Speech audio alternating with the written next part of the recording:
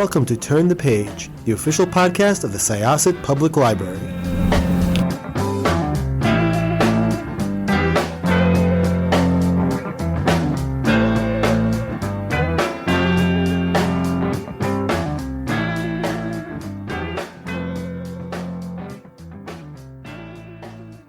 Welcome to Syosset Library's Turn the Page podcast. I am your host, Jessica. I am here today with the author, Benedict Jacka. Is this your second series? Not, the first one is the Alex Verus series. This is the Inheritance of Magic and series, correct?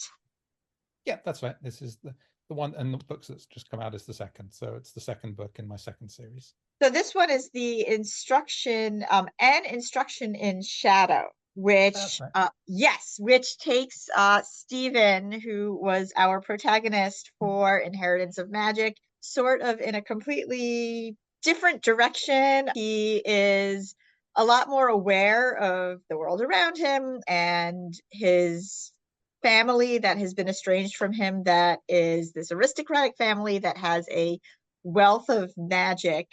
And he has found himself kind of in between a few different factions. So I'm curious, because I really enjoyed the first one and I enjoyed this as well. Was the progression from, Stephen's first story, where he really discovered who the Ashford family was and his role in it, and, just how magic and how the Wells worked, to here, did it feel very natural for you? Yeah. So with this series, it was a bit different from the Alex Verus books in that I planned it out as one ongoing story from the start. So a lot of the things that happen in book two are ones I'd been planning towards and leading into from book one. So it did feel natural in that it was just moving along a path that I'd already been planning for a while. When you were plotting, I suppose, you have the introduction of sort of a new group. The Winged really is sort of, I guess, coming up in Instruction in Shadow. And then you also have just interaction between Stephen and Calhoun, which I love, by the way. I have to say, like, he's a character I find really, really interesting. I'm not 100% sure what to make of him. But, when you have like these two directions that it's going in, the Ashfords, which Stephen has more or less kind of figured out, but not really, and then the Winged, did you feel at any point like one was usurping the other, or again, was this sort of the steps that you had planned the series to go in? It was planned from the beginning. The original plan for the series was that I'd actually have three storylines running in parallel. One of them was the Ashford inheritance plotline involving Stephen's family, and one was the more supernatural, spirit-related one involving the cults and the Winged. So right from the beginning, I'd meant to have these as two separate parallel strands that were going to be running at the same time and would intersect and overlap from time to time. I also really just love Stephen's interactions with the different characters, and there's so much humor in it when he's talking or describing certain scenarios, which was fun. There was I loved the first book. There was a lot of heartbreak involving a cat, which obviously things turn out okay for the cat, but I was glad to see the cat was happy in this one. We can kind of move on to just some fun dialogue. I was thrilled to see Stephen's friend Colin become more of a character that was a little bit more of a supporting character that really worked with him here.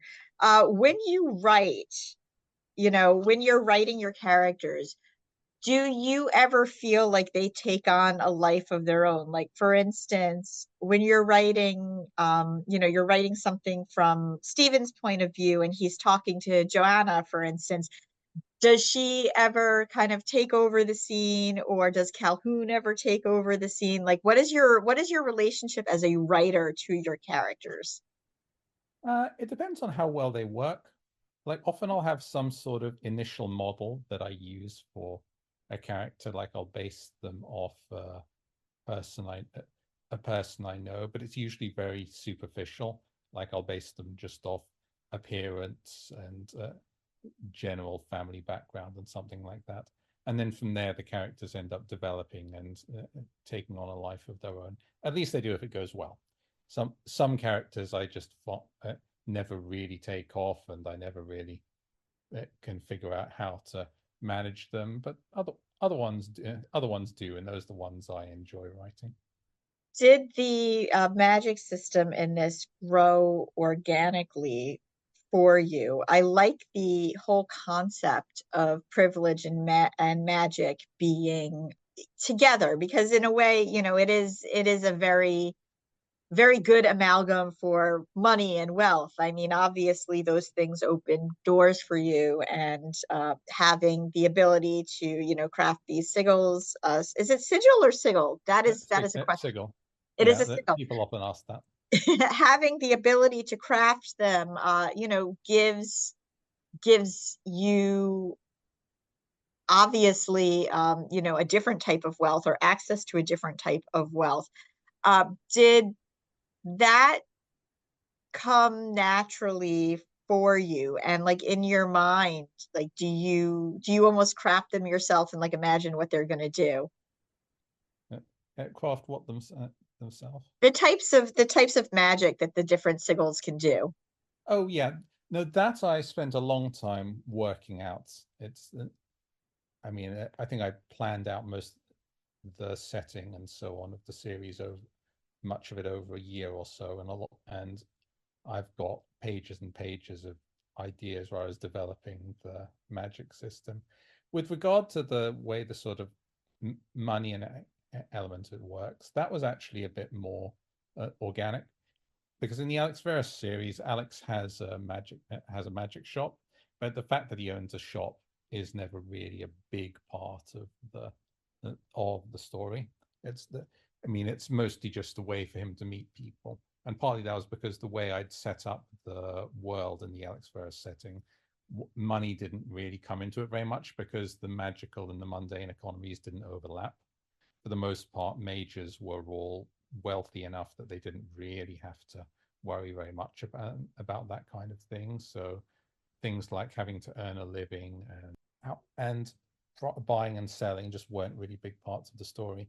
And at some point, I thought it might be fun to do a series where the magical and the mundane economies were integrated. So there were actual exchange rates between the two. So you could spend a certain amount of money to buy a particular magical thing, and there'd be a going rate for it. And the same in reverse. And things kind of snowballed from there, since it inevitably led into richer people having more access to them and more advantages when it came down to that, and so on. I also just really loved the different family dynamics, and I don't want to give too much away. Like, I don't want to have too many spoilers about who comes into the story, but you learn a lot more about Stephen's. I suppose his immediate step family would probably be the best way of putting it, and his mother as well. I mean, I love me some messy family dynamics when it comes to my fantasy. I mean, without giving too much away, what were some of the things you kind of hoped to open up when you were writing this about that part of Stephen's heritage versus, basically what we learned in the first book about the Ashfords?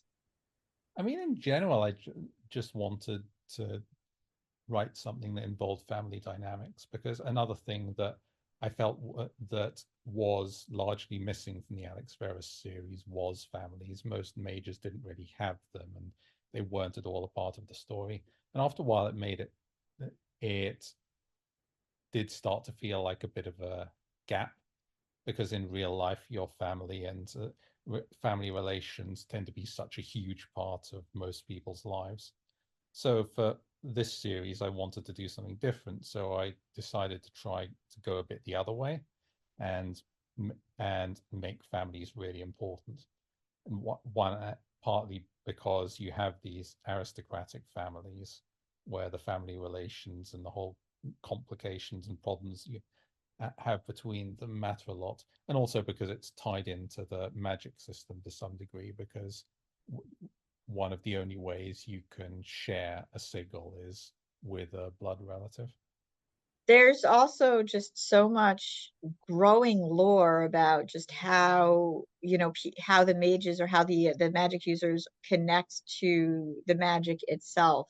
But one thing that really stands out about this book is just like there's so much humor in it. Like it's very funny at points. Like there's a line early on where Stephen is describing Calhoun as like the type of man that make women write fan fiction, which I just like thought was hilarious. It's got a real easy voice, the whole book. For you, how do you craft your dialogue? Like do you kind of map it out, or just do you hear the banter in your head depending on who's speaking to whom? Dialogue I mostly make up as I go along. I'll often plan out the story in advance, but I won't plan out the dialogue. Every now and again, I'll have one line or little speech that I do have planned out, but that's unusual. Most of the time, I figure it out as I go along, and I'll sometimes rewrite conversations quite a bit afterwards. I find with that, it depends a lot on how good a feeling I've got for the character. The one when the characters take off and take on a bit of a life of their own, then they can write themselves to some degree, that and that's kind of the ideal situation for me. Do you have like a breakout favorite character in this series? I'm not sure, honestly. Not yet. Yeah, I had definite favorites in the Alex Verus series, but so far I have quite a few that I quite like, but none that are my particular favorites. Well, it is delightful so far, books one and two. What could we expect from the future of Stephen's journey for book three? Do we have a title that we're allowed to Oh say, no, we or haven't. is that under wraps? No, we don't actually have a title yet. I tend to have trouble coming up with titles, so usually I end up getting help from my editors on that one. But for the content, the first book mostly revolved around Stephen dealing with the problems with his family. The second one is much more to do with Stephen looking for and eventually finding his father. At the end of book two, he's basically done that. He'll meet his dad again at the beginning of book three, and the theme of book three is much more him deciding which side he's going to be on. Do you have a set number of books you think you're going to have in this series? If I had to guess, about 12. That's a nice number. A lot of this world for people to explore. Exciting stuff. Yeah, 12 was what I ran to for the Alex Verus series, so that's just kind of what I'm guessing for this, but I might be off by a bit either way. Well, thank you so much. This is super fun. Once again, an instruction in shadow is lovely.